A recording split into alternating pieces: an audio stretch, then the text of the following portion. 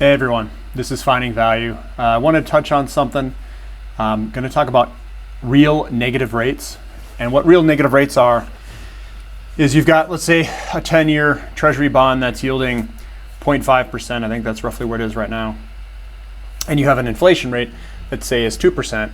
It's a negative 1.5% yield on that. Because the inflation rate's 2, the bond's paying 0.5 minus 1.5. So we're going to look at how negative rates affect precious metals, in particularly gold. And usually when gold goes higher, silver goes higher, and usually platinum follows eventually. So let's look at what negative rates do to gold. So here we have a chart from 73 all the way to 2013. We've got the price on the left-hand axis, time on the x-axis, and we've got the rates. So positive rates are dark purple, negative rates are light purple, and they go down.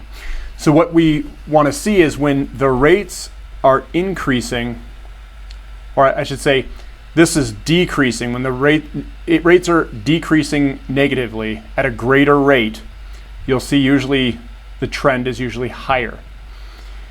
So if you take like kind of the peak here, this has been trending down the entire time, and mostly it's been going up until it peaks. Then when that reverses and trends higher, that's when it reverses and comes back, the price of gold. So you can see a very large move here and a very large move up. And when it peaked, it's very close to the peak here, and then it came back down. So negative rates drives gold higher. It also drives stocks higher. So we need to be looking at negative rates. And what does it look like today? You know, kind of more real time. And this is a little bit different chart. This is the 10-year treasury. And whenever it goes negative, that's typically when gold wants to go up. And as it moves higher, it goes back down. It's the kind of the inverse relationship. You can almost look like it's almost an inverse relationship, a mirror image turned upside down, right? Flipped over. When this declines, we see it goes up quite a bit. So if we're speculating in precious metals, what we need to see is an increasing negative yield, if that makes sense. So going forward, if we think precious metals are going to go higher, that means that negative real rates are going to, hopefully I say this right, they're going to increase more negatively. So I think that's right.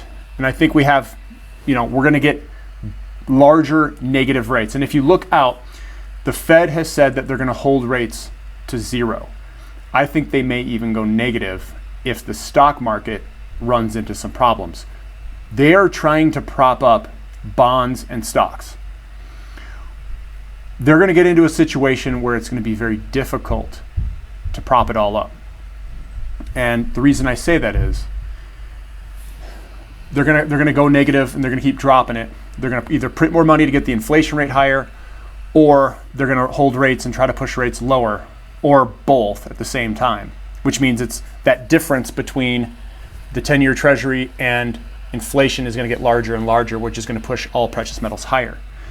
The problem is bondholders aren't going to take that. They're going to want to sell out. They're going to say, get me out of here. I'm not getting anything here. When they sell, the selling of bonds is going to push interest rates higher. But they said, the Federal Reserve said that they're going to buy all those bonds. Well, what happens if you get a whole bunch of sellers? That's what you have to watch in the market, is that big selling of bonds, all of them flooding onto the market and interest rates popping higher. So that's what we need to watch. That's almost like and this money is going to move somewhere. It's going to move into stocks. It's going to move into precious metals. It's going to go somewhere. It's going to move into real estate. And typically this means that the dollar is going to decline in value. I mean, just look at history. It's declined all the time, basically.